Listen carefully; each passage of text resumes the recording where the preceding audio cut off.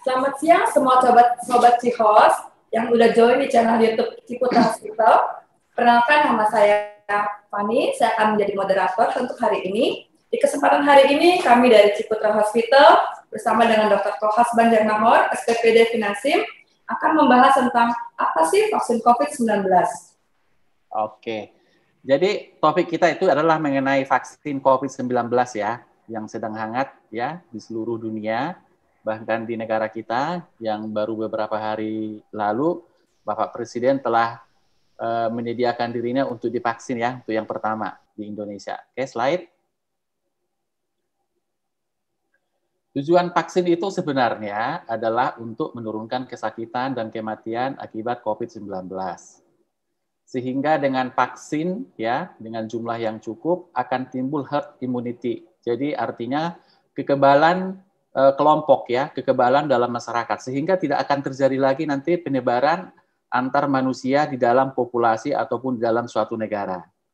Jadi bagaimana bisa melindungi populasi itu? Tentu ada jumlah tertentu ya, minimal 70% dari jumlah penduduk itu harus diimunisasi, baru terbentuk herd immunity.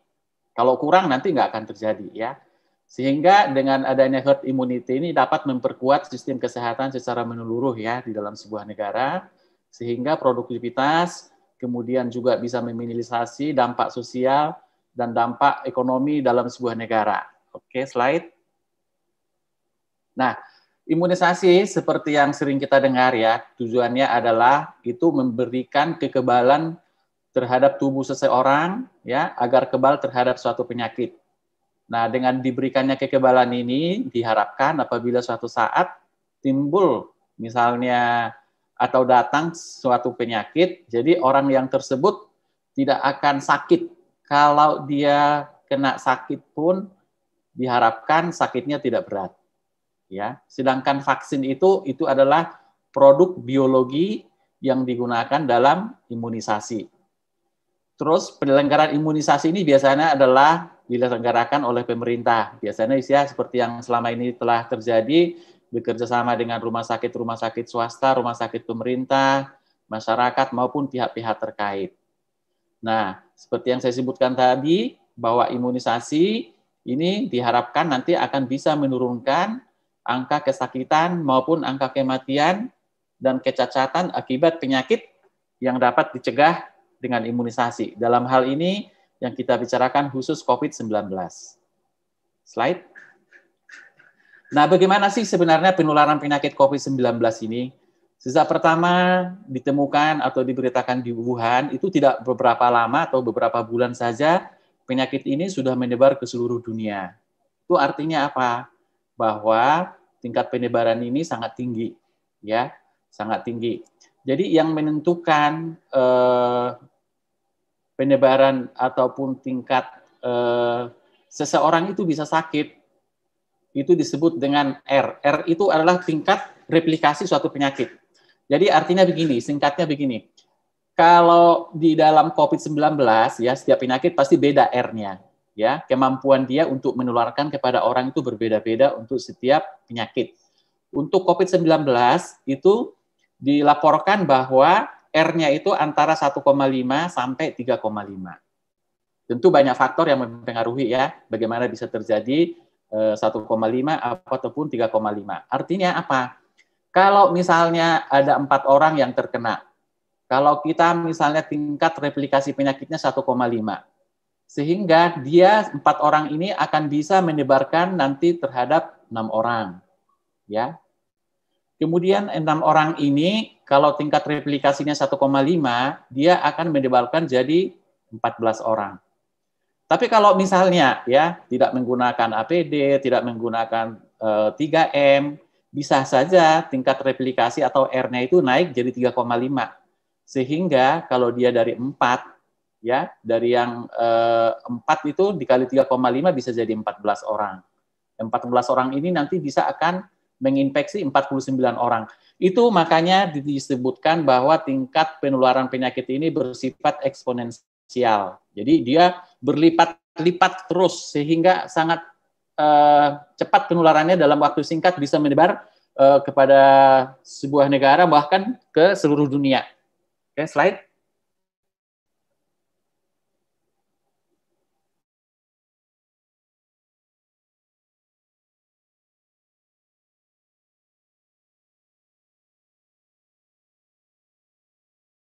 Sehingga penyakit ini bisa akan berakhir, tidak akan terjadi pandemi yang terus-menerus. Oke, coba dibalik lagi slide-nya.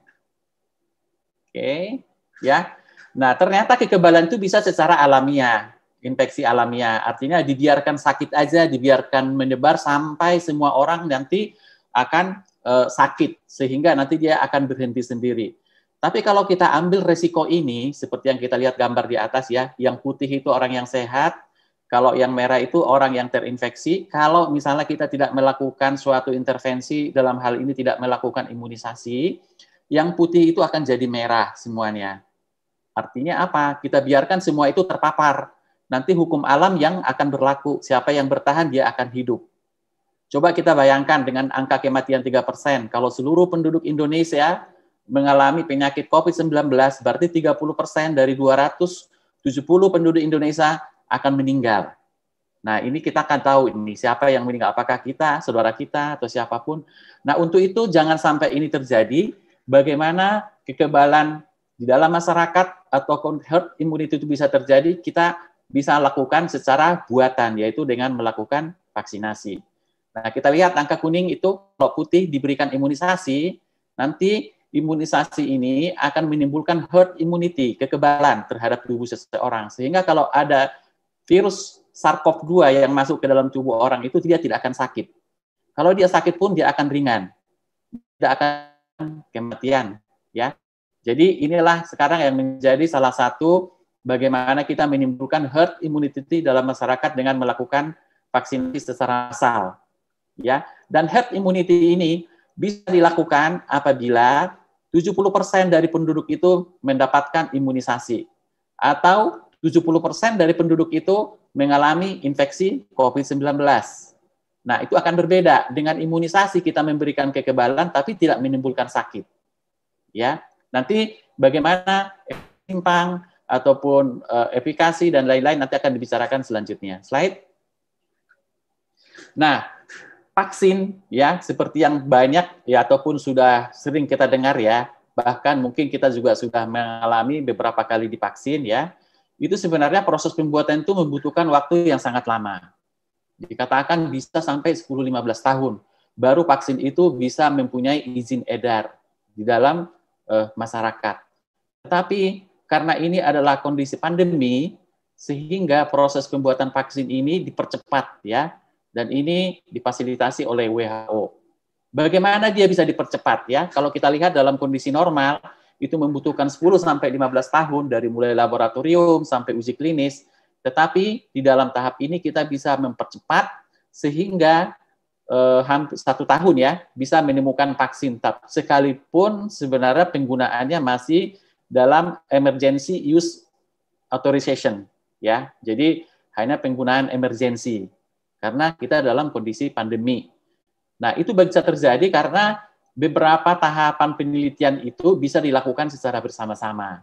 Ya, jadi kalau dulu kan satu dulu, binatangnya selesai dulu, kemudian nanti setelah itu dilanjutkan lagi dengan preklinik, ya. Setelah di laboratorium selesai, nanti dilanjutkan dengan uji klinis fase 1. Jadi kalau sekarang fase 1, fase 2, uji preklinik bisa dilakukan secara bersama-sama. Jadi makanya bisa vaksin itu bisa cepat ya. Oke, slide. Nah, ini kandidat vaksin yang kuat ya, yang ada sekarang, yang sudah di-approve oleh beberapa negara ya, dan termasuk Indonesia juga menemukan menjalin kerjasama dengan beberapa perusahaan ya, satunya itu Pfizer, Moderna, AstraZeneca yang dari Inggris, Sinovac yang dari China, Novavax yang dari UK ya, dari Inggris juga. Nah, ini melakukan beberapa penelitian dengan jumlah sampel yang berbeda-beda. Nah, untuk Indonesia sendiri, kita menggunakan vaksin Sinovac. Ya. Kalau Pfizer tuh subjeknya itu sampai 45 ribuan, Moderna 33, Sinovac itu 32 ribu di 5 negara. Salah satunya adalah Indonesia. Ya. Kemudian di Cina, di Brazil, kemudian di Turki. Ya. baru-baru ini sudah keluar efikasi daripada vaksin ini untuk Indonesia sebesar 65,3%. Oke, slide. Nah, bagaimana tuh vaksin ini sekarang ya? Kelihatannya kan kita banyak orang yang berharap segera divaksin, ya. Tapi ada juga orang yang masih meragukan, nggak mau divaksin, kayaknya vaksinnya gini, ya. Dan ternyata kalau lihat dari gambar ini, tuh negara itu berebut untuk memperebutkan vaksin. Kalau kita lihat yang paling atas tuh Kanada. Kanada itu dia memesan sebanyak 6 vaksin ya, dalam jumlah yang paling besar. Coba, nggak tahu nih nanti vaksin mau ditimbun untuk apa buat dia ya, juga termasuk Amerika Serikat ya. Kalau Indonesia itu pada urutan ke bawah itu, sedikit aja dia pesan vaksin ya. Jadi itu adalah satu Sinovac, kemudian untuk yang berikut itu nanti Pfizer, Moderna, kemudian Novavax, terus kemudian juga vaksin yang dari WHO, COVAX ya. Oke, slide. Nah, ini bagaimana tuh vaksin itu dibuat, itu kita harus lihat dulu komponen virus itu apa. Kalau komponen virus itu kan, kalau kita lihat di sini, disebut coronavirus, itu karena bentuk crown ya, dia bentuk mahkota. Jadi yang kalau duri-duri yang di luar yang nempel seperti mahkota itu ya tonjolan protein ya, itu protein tuh. Itu yang disebut dengan protein S atau spike. Kemudian dia juga mempunyai kapsul disebut envelope, intinya itu disebut RNA. Nah, inilah nanti bahan-bahan yang dijadikan jadi vaksin. Oke, slide. Nah, ini seperti lihat di situ antigen S ya, itu bahan dasar dari vaksin yang digunakan. Setiap vaksin yang ada di sini mereka mengharapkan ada antigen S, maksudnya menggunakan antigen S dan berharap nanti ada antibodi terhadap S ini. Karena antibodi terhadap spike ini yang bisa bertahan lama. Kalau dia dalam kapsul ataupun dalam antigen nukleotidnya, itu dia tuh nggak bertahan lama. Dia cepat, dia akan hilang dari badan kita. Tapi kalau antibodi yang timbul terhadap S, itu diharapkan bisa bertahan beberapa tahun. Ya. Kemudian bagaimana mereka membuat vaksin itu kan dalam setiap perusahaan itu berbeda-beda. Nah, kalau Sinopharm yang dari Cina, dia menggunakan metode yang tradisional, artinya virus yang sudah dimatikan. Itu yang suntikan ke dalam badan kita tidak akan mengalami sakit, tapi bagian dari virus itu diharapkan badan kita tuh merespon dengan cara membentuk antibodi. Kemudian kalau di dalam badan kita itu sudah ada antibodi, kalau misalnya suatu saat virus SARS-CoV-2-nya masuk, antibodi itu akan menangkap ataupun mencegah si virus itu tidak bisa menempel ke dalam badan kita, sehingga dia sendiri tidak bisa berkembang dan kita tidak akan sakit. Kalaupun kita menjadi sakit, karena kita sudah mempunyai antibodi dalam badan kita, orang ini tidak jatuh dalam sakit yang berat. Ya. Sementara untuk virus-virus yang di negara lain seperti BioNTech, Pfizer, sama Moderna, itu mereka menggunakan materi genetik daripada si virus itu, dicampurkan dengan nanopartikel, kemudian diolah, kemudian disuntikan dalam badan kita. Nah, di dalam badan kita itu nanti masuk ke dalam sel kita, dia memproduksi protein S. Ya, seperti tadi itu spike tadi itu diproduksi di dalam badan itu. Nah, hasil produksi spike ini nanti akan memacu sistem imun kita untuk membentuk antibodi. Itu bedanya ya. Jadi kalau Sinovac itu memberikan S yang sudah mati, ya bagian as virusnya. Kalau yang Moderna sama Pfizer sama AstraZeneca, mereka itu memberikan genetik. Jadi spike-nya itu ataupun protein tonjolan proteinnya itu diproduksi di dalam badan kita. Jadi memang berbagai metode yang digunakan. Dan ini adalah metode yang pertama ya, yang digunakan oleh Pfizer sama Moderna sama AstraZeneca. Ini belum pernah digunakan sebelumnya. Baru kali ini menggunakan metode yang seperti ini. Kalau yang Sinovac itu adalah metode yang tradisional yang digunakan. Oke, slide.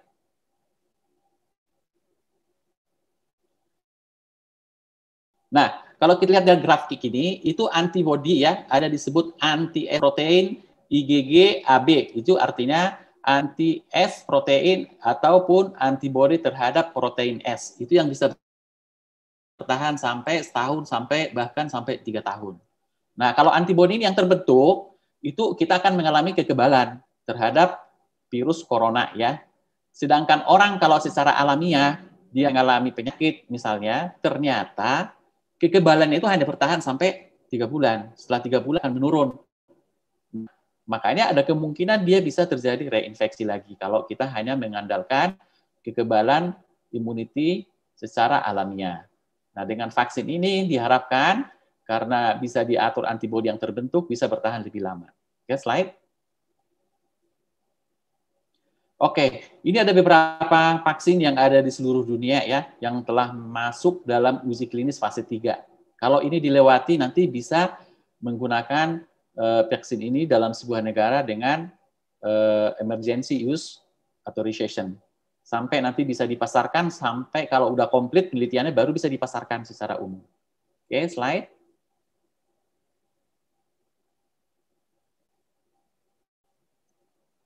Nah, bagaimana nih pengembangan vaksin? Tadi kan dikatakan bahwa dia membutuhkan 10-15 tahun ya. Dalam vaksin yang utama itu adalah masalah keamanan. Itu yang menjadi prioritas. Kemudian setelah dia aman, baru dilihat efikasinya. Efikasi itu artinya apa? Vaksin ini bisa nggak mencegah penyakit? Menjadi orang ini kalau dia kena virus, dia jadi OTG, artinya tidak ada gejala. Kalau dia juga bisa gejala atau ringan, atau sedang, atau berat. Nanti itu yang diteliti ya sebenarnya. Yang kita harapkan itu kalau dia kena, ya bisa mencegah, jangan sampai dia sakit. Tapi kalau sakit pun, ya bisa jadi OTG atau dia jadi ringan. Itu yang sebenarnya menjadi sasaran utamanya. Oke, slide.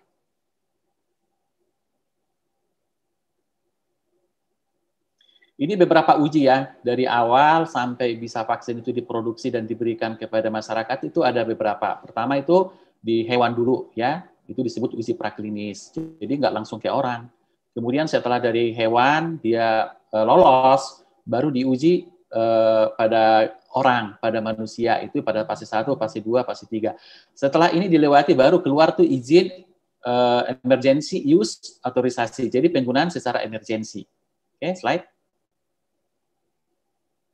Ya, ini kalau fase 1 ya, pada manusia itu biasanya jumlah orangnya itu yang disuntikin tuh kurang dari 100 orang. Dan biasanya itu orangnya itu manusia sehat, sukarelawan ya.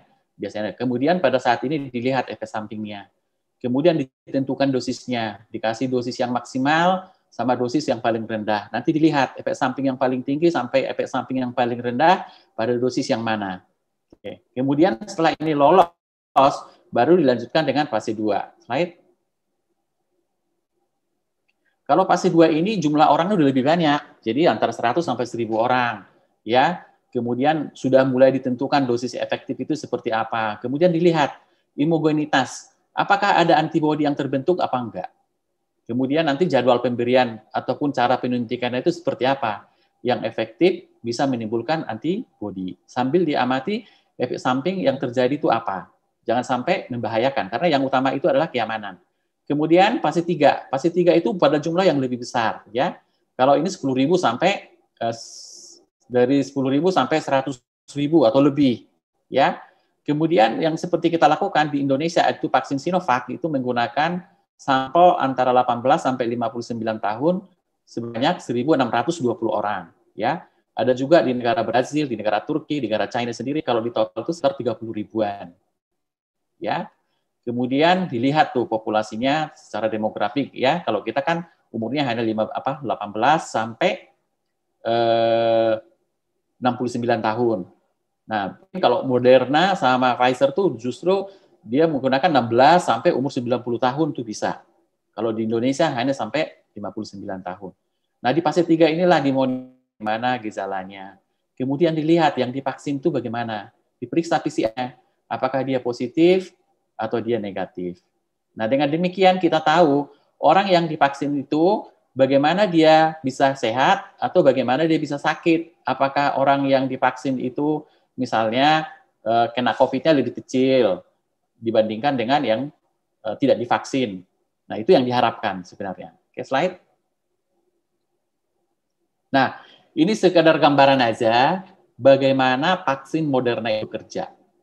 Jadi dia diambil materinya itu materi RNA dari virusnya diambil. Kemudian disuntikan ke dalam orang pakai media yang disebut nanopartikel. Nanopartikel ini di laboratorium dicampur dengan mRNA, setelah jadi disuntikan ke dalam badan kita.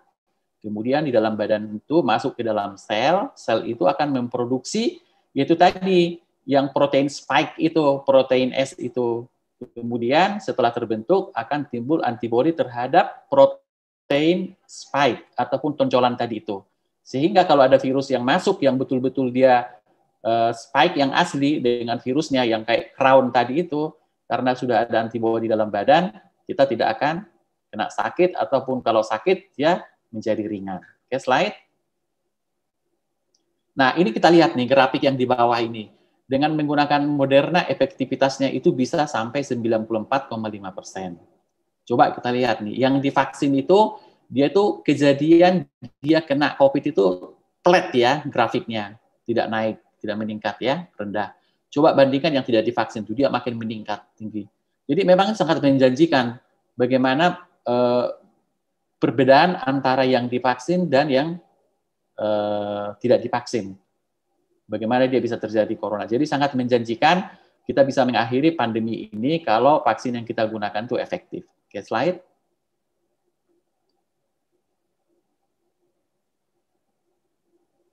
Nah, ini kalau ini juga sama ini ya, vaksin Pfizer hampir sama cara kerjanya dengan yang tadi, slide.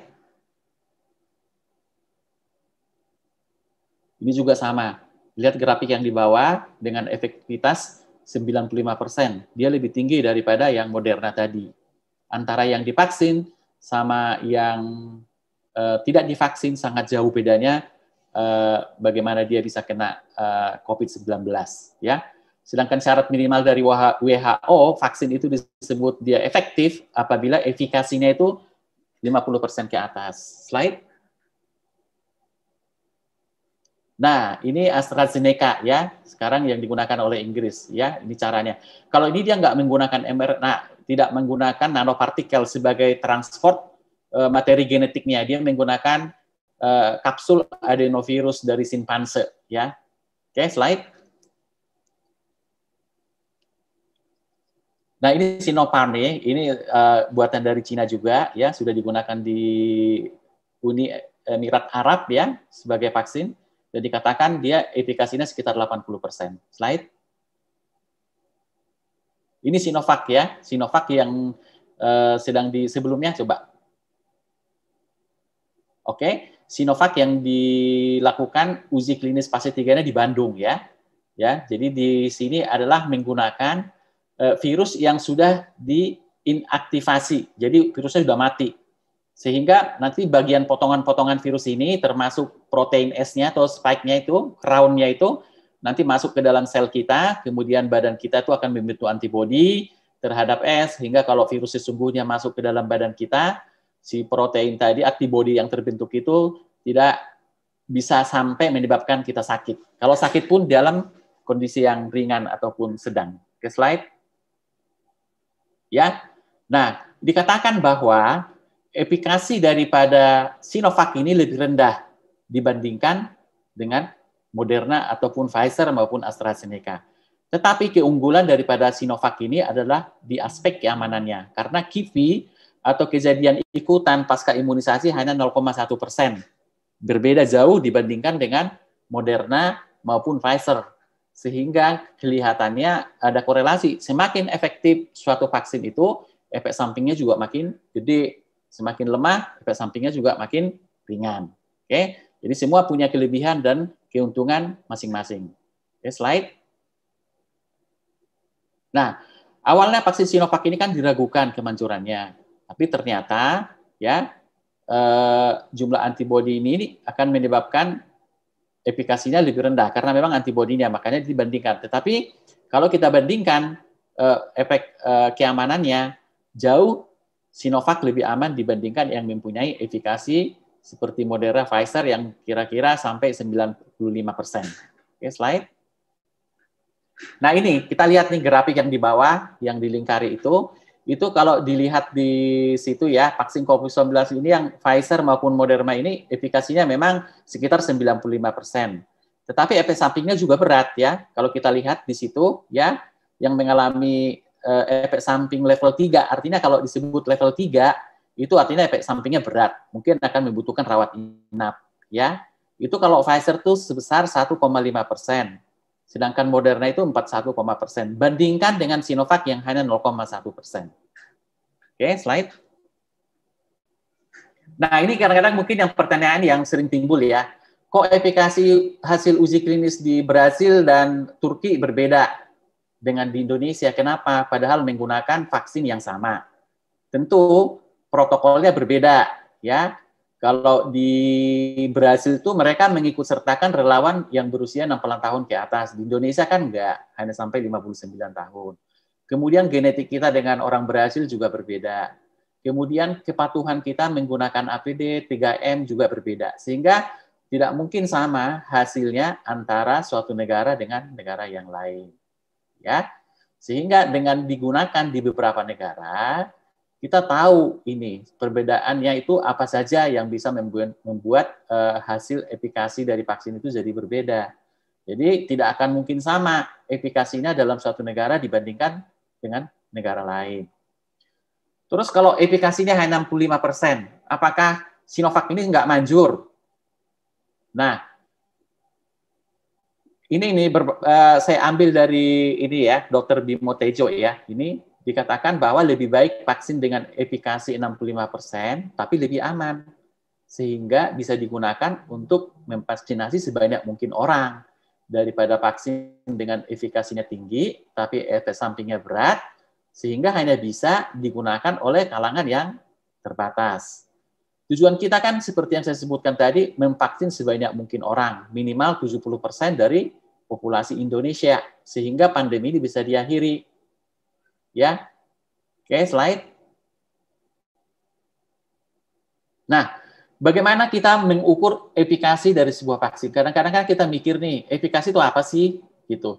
Ternyata rumusnya itu untuk efikasi vaksin itu adalah kejadian COVID, orang yang tidak divaksin, kemudian kalau misalnya COVID, jadi maksudnya gini, yang terinfeksi COVID pada yang tidak divaksin dikurangi, yang terinfeksi COVID pada orang yang divaksin dibagi dengan COVID yang tidak divaksin tadi, ya, dikalikan 100. Timbullah nanti di situ persentase. Jadi artinya gini, kalau efikasinya 0% tidak mempunyai efikasi, artinya apa? Kalau kita ada 100 relawan tidak divaksin, tetap dia jadi sakit, kemudian yang divaksin pun 100 orang, dia sakit juga. Artinya nggak punya efikasi, sama aja. Antara divaksin tidak disakit, sama aja sakitnya. Gitu. Kalau efikasi 50%, jadi kalau ada 100 relawan tidak divaksin, ya placebo itu artinya tidak diberikan apa-apa, hanya diberikan air saja. Dia 100% dia sakit. Sementara yang divaksin itu tidak semua sakit, hanya 50%. Nah, itu artinya bahwa efikasi virus ini 50%. Kalau semua relawan ya yang divaksin itu tidak ada satupun yang sakit, sementara yang tidak semua sakit. Itu artinya bahwa efikasi itu memang betul-betul 100% bisa melindungi orang dari sakit COVID-19.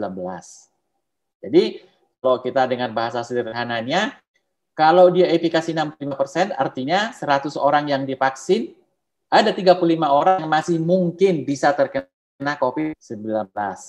Ya, sehingga kita tidak bisa hanya mengandalkan vaksin untuk menghindari pandemi atau COVID ini. Biarpun kita sudah divaksin, kita jalankan 3M setelah divaksinasi. Karena kemungkinan 35 orang yang mana bisa kita atau bisa juga atau teman kita, sehingga bukan berarti kalau misalnya vaksin sudah selesai, urusan ataupun masalah sudah berakhir, ya. Tetap 3M harus dijalankan. Ke slide.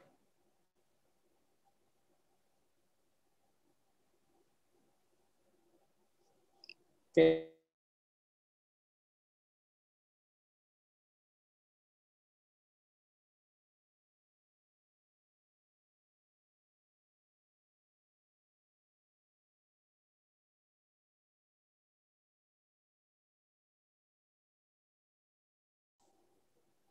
Oke.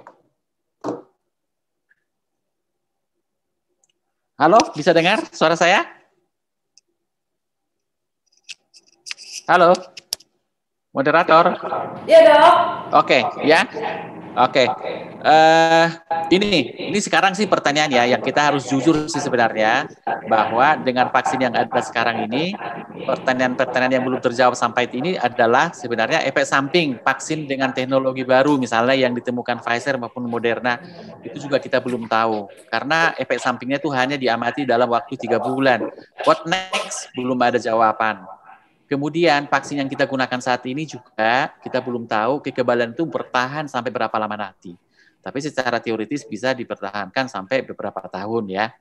Kemudian apakah vaksin ini aman untuk jangka panjang ya, sekalipun arahnya aman, tapi tetap kita harus butuh waktu untuk keamanannya karena ini adalah vaksin masih tahap emergency use authorization ya.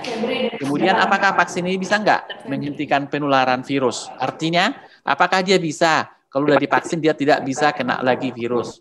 Atau dia kalau kena bisa nggak menularkan sama orang lain? Itu semuanya masih dalam yang harus perlu dijawab ya dengan berjalannya waktu.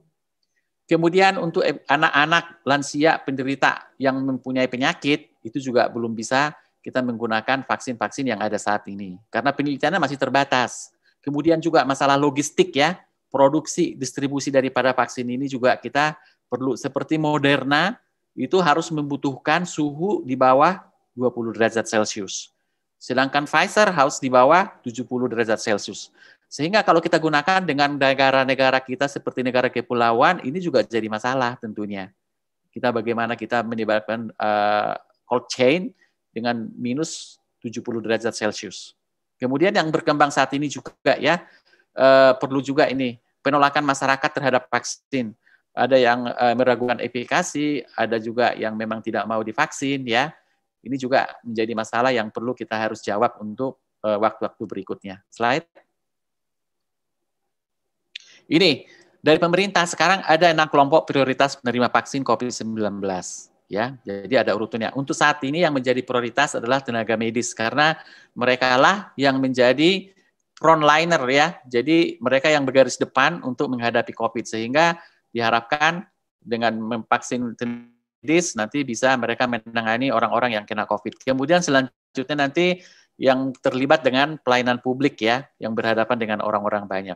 Sampai nanti semua bisa dapat vaksin ya. Itu dikatakan tuh butuh sekitar 15 bulan ya, baru bisa mencakup semua populasi di Indonesia mendapatkan vaksin. Oke, slide.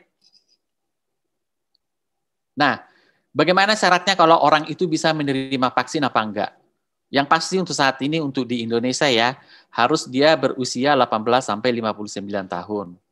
Kemudian tidak mempunyai kontak erat dengan pasien COVID-19 dalam 14 hari terakhir. Jadi kalau ada satu keluarga di rumah itu dengan penderita COVID, tentu seisi rumah itu nggak boleh divaksin karena dia kontak erat ya. Kemudian dia mengalami kontak dengan pasien yang ada demam atau gejala sakit atau yang dicurigai ya, yang dicurigai dia COVID ya. Kemudian dilakukan tes positif, dia juga nggak bisa. Kemudian kalau misalnya dia antibodinya itu sudah ada ya terhadap COVID-19 juga nggak boleh ya karena dianggap dia bahwa itu termasuk penyintas COVID ya. Kalau dia hamil atau dia berencana hamil dalam 2 bulan setelah vaksinasi, sebaiknya juga jangan menggunakan vaksin ini.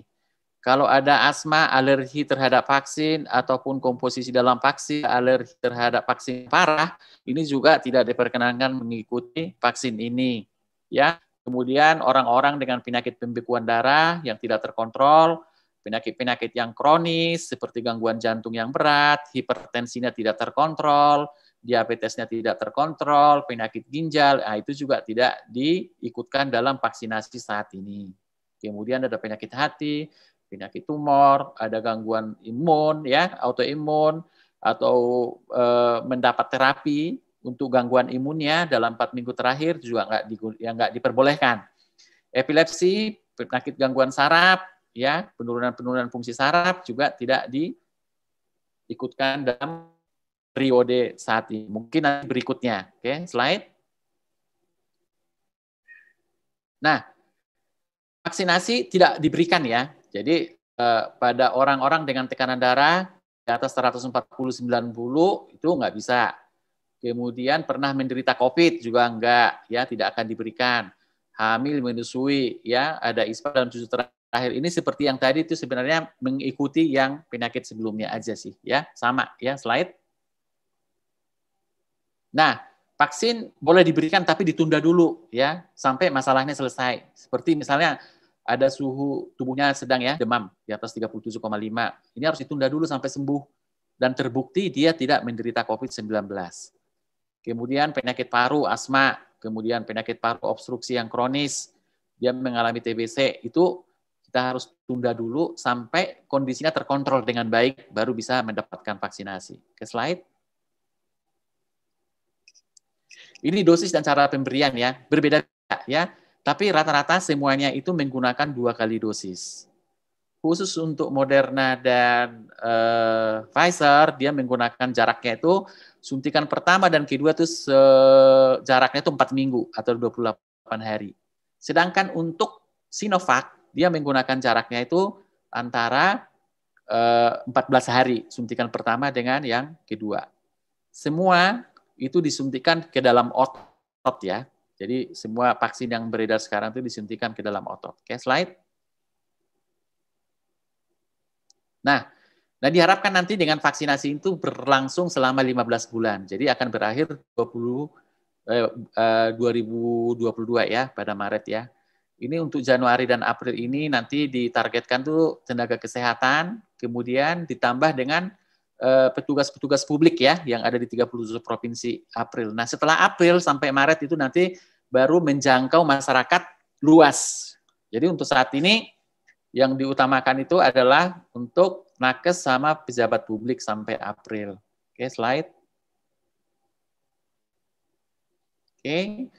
Jadi vaksin untuk anak-anak ya itu belum ada sampai saat ini ya. Jadi untuk Indonesia hanya 18 sampai 59 tahun.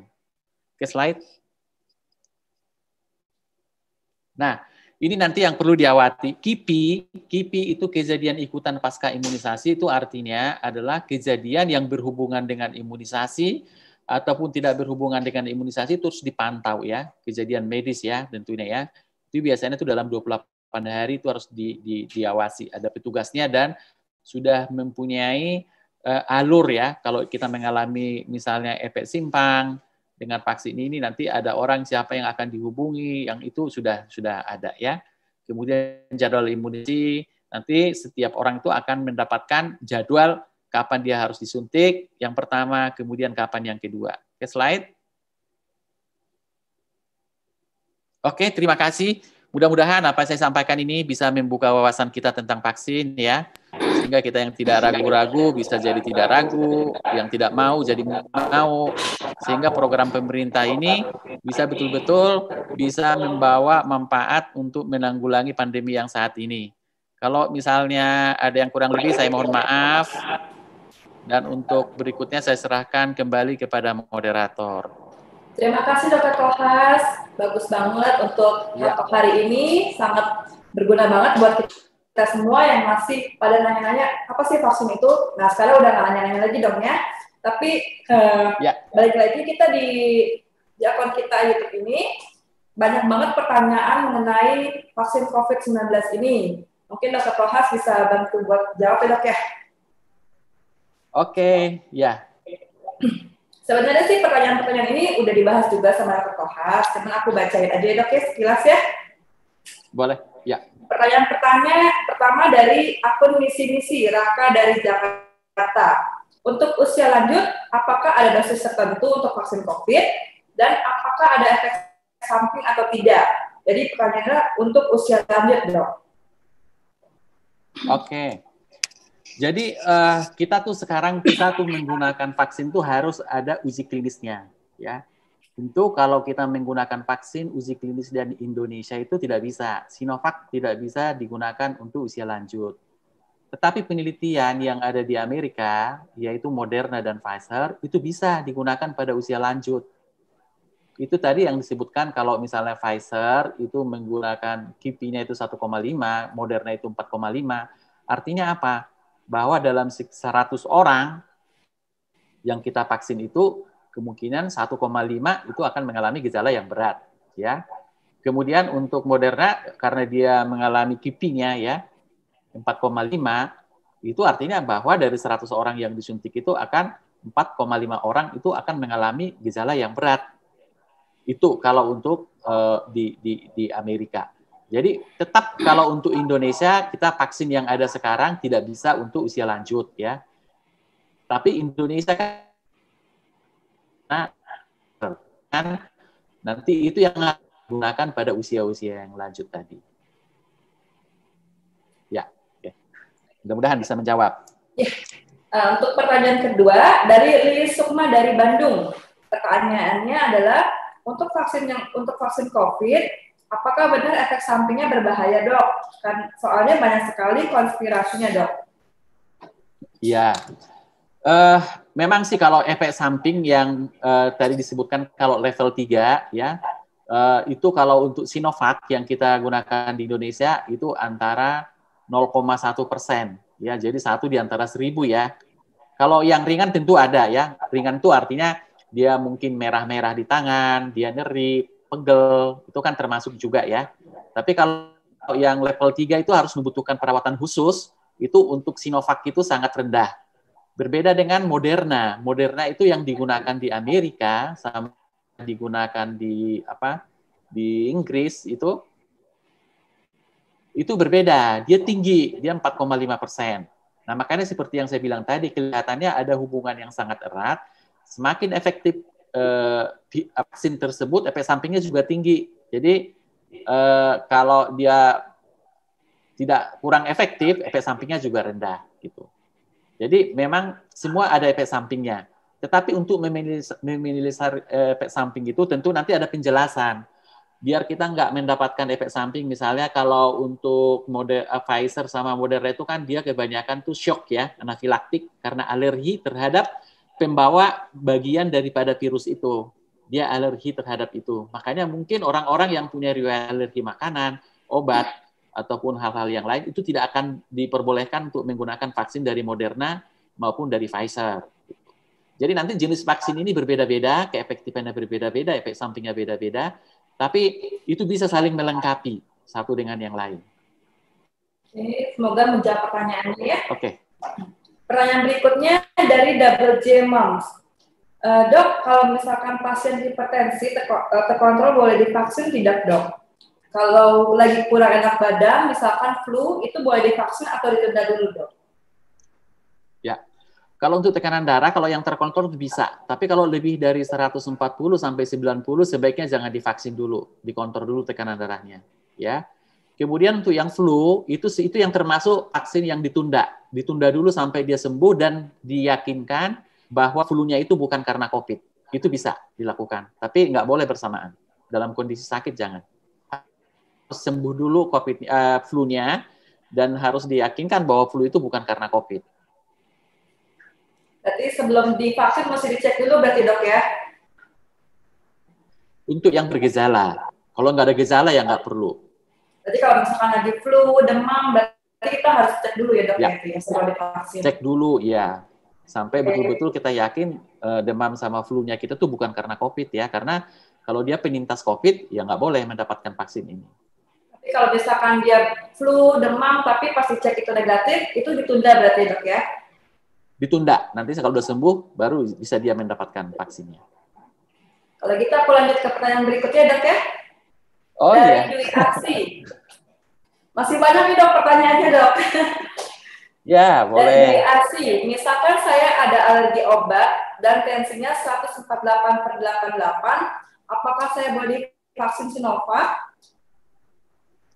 Ya, kalau dia tekanan darahnya 148 tentu nggak bisa. 148/88 ya? Ya, 148/88. Iya, jadi harus di bawah 140/90 baru bisa kita melakukan vaksinasi. Kemudian kalau alergi itu harus hati-hati. Kalau alergi terutama yang berat ya, itu sebaiknya nggak menggunakan. Oke. Kalau untuk vaksin ini dok, sebenarnya kalau untuk alergi sendiri ya dok ya, itu ada tes alerginya dulu atau gimana dok? Atau kita pengakuan dari pasien aja, oh saya punya alergi, Bagaimana? atau ada tes sendiri?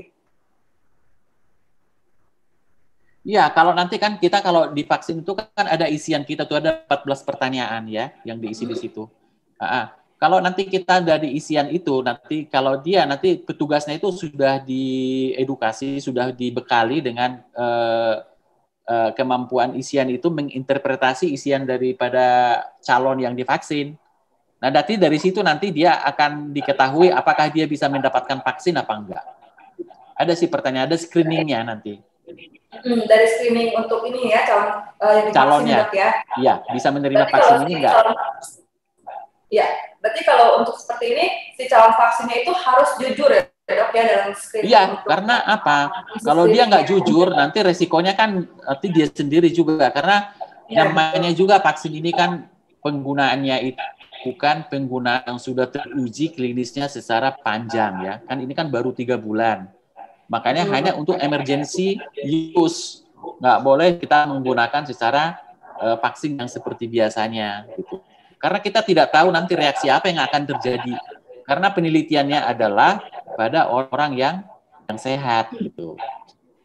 Oke, thank you dok. Dok, untuk berikutnya dok, dari Raka dari Jakarta kembali bertanya, apakah untuk vaksin COVID ini dilakukan berapa kali ya dok? Soalnya ada yang bilang 2 kali supaya antibodinya berjalan. Apakah itu benar, dok? Ya, betul. Harus 2 kali. Jadi kalau untuk Sinovac itu nanti disuntik ya. Kalau misalnya 0 disuntik ya sekarang. Nanti 14 hari yang sekarang itu disuntik lagi. 14 hari dari sekarang disuntik lagi yang kedua. Itu kenapa disuntik 2 kali? Karena kalau suntikan pertama, dia nanti akan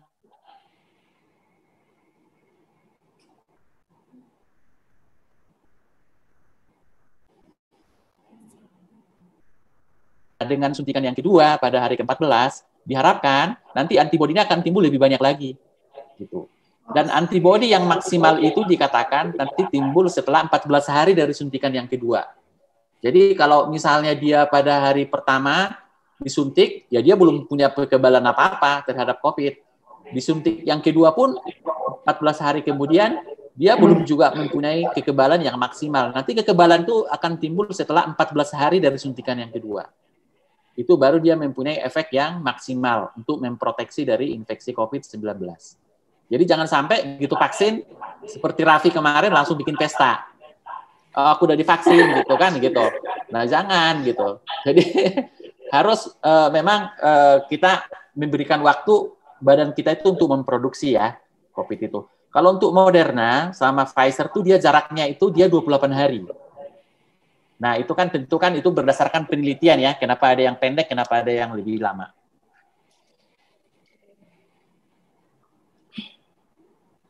Oke, ini dari Raka dari Jakarta kembali nanya nih dok nih. Kalau untuk vaksin itu apa benar habis divaksin badan kita terasa pegal-pegal dok?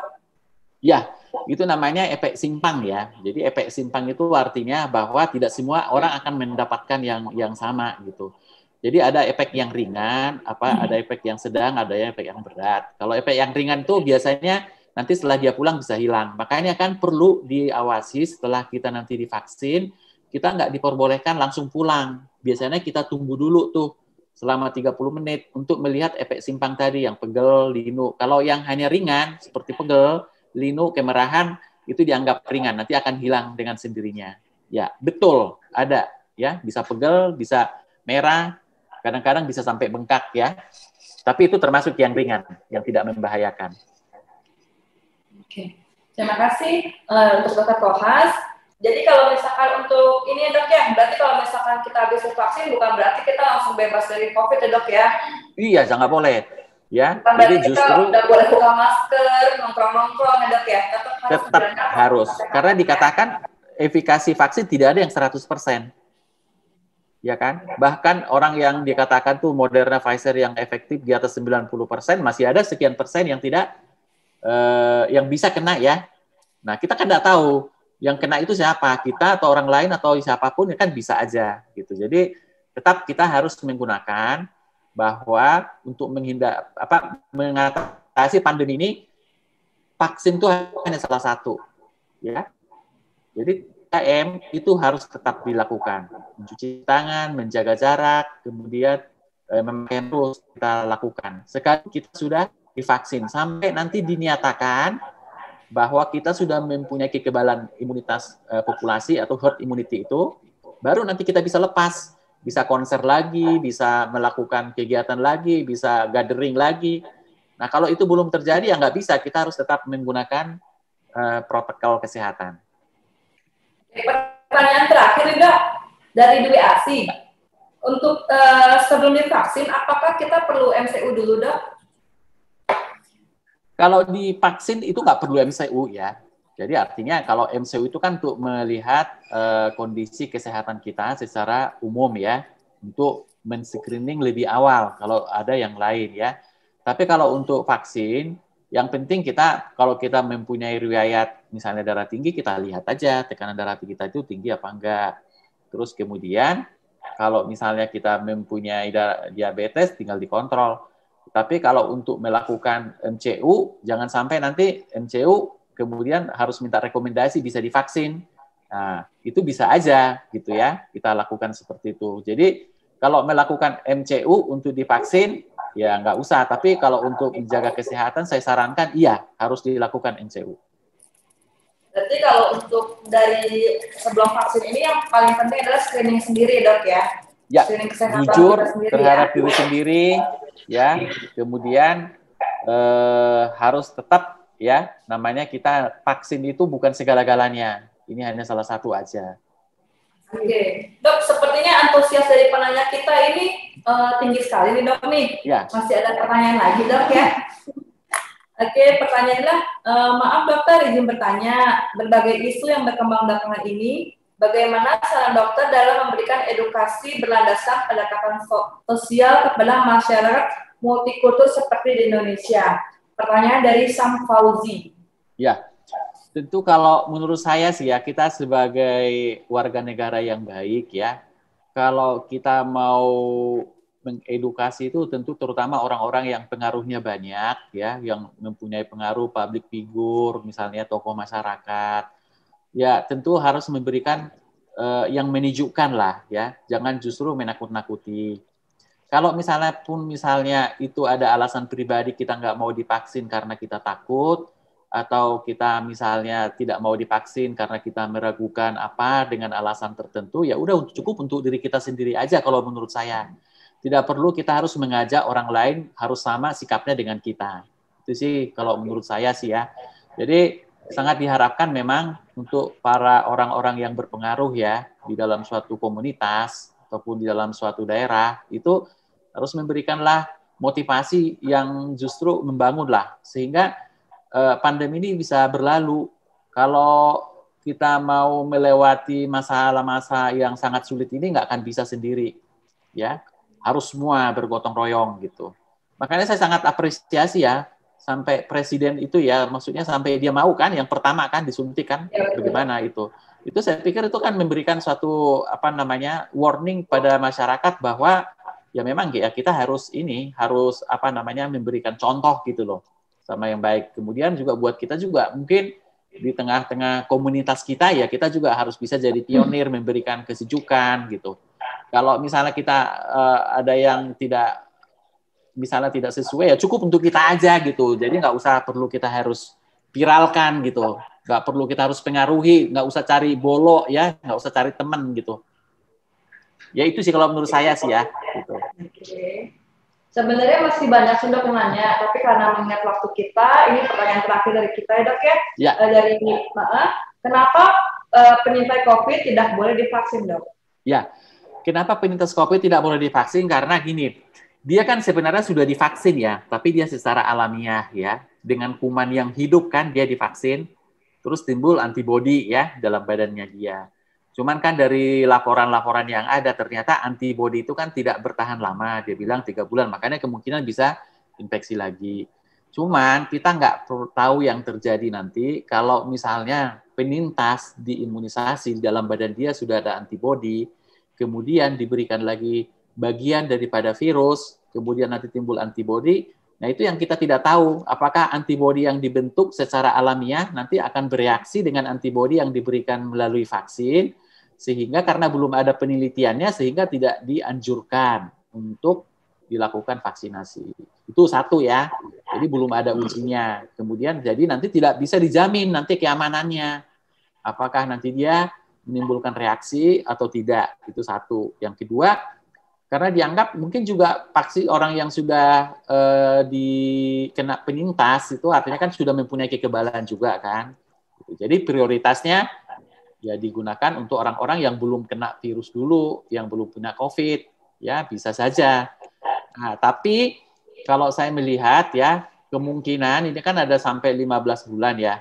Nanti bisa saja mungkin nanti itu semua kebijakan itu akan berubah. Suatu saat nanti mungkin penyintas COVID juga perlu divaksin apabila misalnya sudah lebih dari 3 bulan, sudah lebih dari 6 bulan, imunitasnya sudah hilang, kemudian harus divaksin ulang gitu. Ya bisa saja. Jadi masih berkembang, dinamis ya kalau menurut saya. Thank you dok buat hari ini, buat talk hari ini dok ya. Ya, sama-sama ya. Sangat berguna banget buat kita dan buat masyarakat semua. Nah,